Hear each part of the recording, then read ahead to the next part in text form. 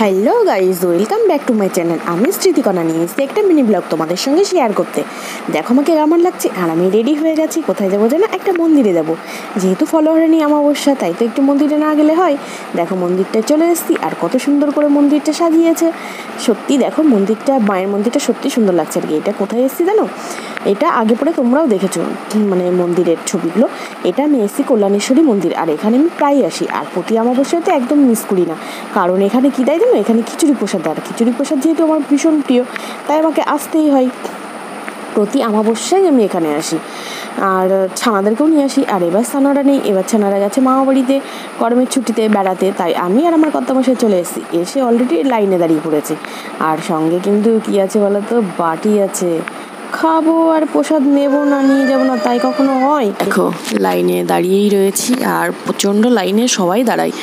অনেকে বাটিও নিয়ে আসে, আমিও বাটি নিয়ে গেছি। এ দেখো কল্যাণেশ্বরী মন্দির। আমি এখনও মাকে দর্শন করিনি, করবো ভাবলাম। অনেকটা ভিড় তো, অনেক সময় প্রসাদ থাকে না, তাই ভাবলাম আগে প্রসাদটা নিয়ে নিই। এই দেখো বাটি অলরেডি আমি বের করেই ফেলেছি। আমি ছোটো বাটিটা, দুটো বাটি নিয়ে এসেছি। এটা ছোটো বাটি, আর একটা আছে বড় বাটি। আমি বললাম কর্তামশাই আমি ছোটো বাটিটা নিয়ে দাঁড়িয়ে যাই, তারপরে তুমি যদি প্রসাদ থাকে তখন আবার বড় বাটিটা নিয়ে দাঁড়িয়ে যাবে।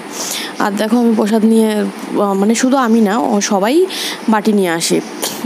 কারণ তাদের বাড়িতেও হয়তো অনেকের লোকজন থাকে, তার জন্য। আর আমার খিচুড়ি প্রসাদ ভীষণ প্রিয়। দুঃখের বিষয় এখানে খিচুড়ি দেয়নি, এখানে দিয়েছে আলুর দম আর দিয়েছে পোলাও। আর যাই হোক, সেটাই আমি নিয়ে নিয়েছি প্রসাদ। এখানে মায়ের ভোগগুলো সত্যি ভীষণ সুন্দর লাগে, সুন্দর হয়। আর মায়ের প্রসাদ মানে সব জায়গায় সুন্দরই হয়।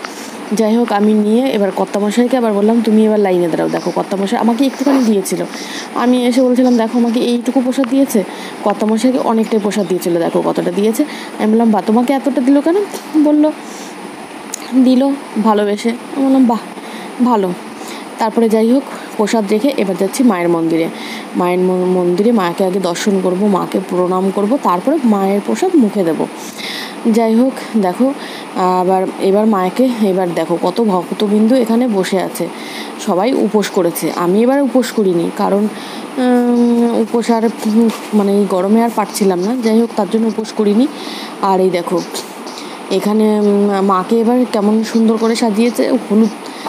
হলুদ করে সাজিয়েছে, একদম পুরো হলুদ গাঁদার ফুল দিয়ে মাকে সাজিয়েছে। আর কত ভক্তরা সব বসে আছে। আর এবার অমাবস্যা যেহেতু 8টা লেগেছিল, মানে সন্ধ্যার দিকে। আর গরমের দিন মানে 8টা মানে একদমই পুরো মানে পারফেক্ট সময়। সবাই অনেকেই মানে উপোস ছিল। আর দেখো মায়ের এখানে পুজো চলছে। এখানে আরতি হয়, পুজো। আরতি তো সব মন্দিরেই হয়। যজ্ঞ হয়, পুজো টুজো হওয়ার পরে, অঞ্জলি হওয়ার পরে যজ্ঞ হয়। দেখো মহাদেবের মন্দির। আর এখানে মহাদেবের মন্দিরটাও খুব সুন্দর লাগে। আর দেখো এদিকে পুজো চলছে।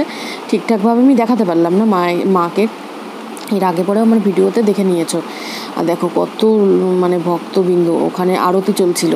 আর এদিকে দেখো সবাই পুজোর জন্য বসে অঞ্জলি দেবে দেখে বসেছিল। আর দেখো এটা থানার মানে পাশেই, পুরো থানার আন্ডারেই মন্দিরটা। যাই হোক, ওখানে মন্দির ঘুরে দর্শন করে উপর থেকে লাইটগুলো দেখতে ভীষণ ভালো লাগছিলো। সত্যি ভীষণ ভালো লাগছিলো। দাঁড়িয়ে মানে চোখের মিটছিল না। যাই হোক, মানে দেখার স্বাদটাই মিটছিল না। দেখো মায়ের মন্দিরটা কত সুন্দর করেই সাজিয়েছে।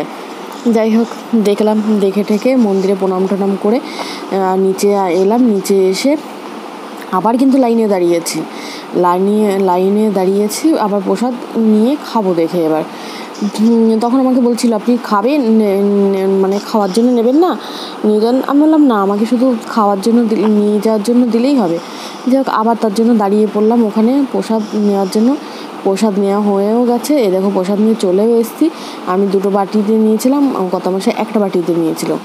আর সঙ্গে নিয়েছিলাম কি জানো? চামচ নিয়েছিলাম। চামচ নেবো না, বাইরে যাব প্রসাদ খাবো, গরম অনেক সময় খিচুড়ি কি গরম দেয়, তো তখন হাত দিয়ে খেতে পারি না। তার জন্য আমি চামচ নিয়েই সবসময় বেরোই। যেহেতু ছানারা তাকে সঙ্গে, ছানাদেরও তো দিতে হয়, তার জন্য চামচ নিয়েই বেরোই। এই দেখো চামচ নিয়ে আমি আগে খাচ্ছিলাম। গরম ছিল, তার জন্য কর্তামশাই বললো তুমি আগে খেয়ে নাও, তারপর আমি খাবো। যাই হোক, তার জন্য আমি একটা বাটিতে আমি খেয়ে নিলাম। তারপরে কর্তামশাই খাচ্ছিল।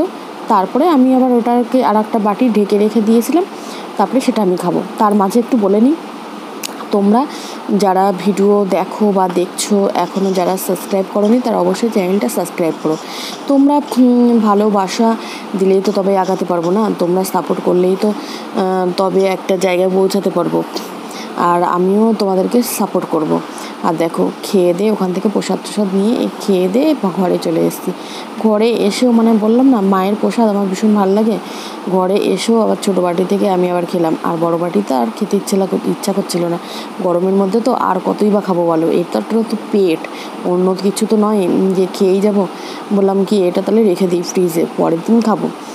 আর যাই হোক রেখে দিলাম ফ্রিজে, পরের দিন আবার খাবো দেখে রেখে দিয়েছি। কর্তামশাই আর খাইনি, আমি একাই খেয়েছি। আর ভিডিওটা কেমন লেগেছে অবশ্যই তোমরা কমেন্ট করে বলো। মন্দিরটা কেমন দেখালাম সেটাও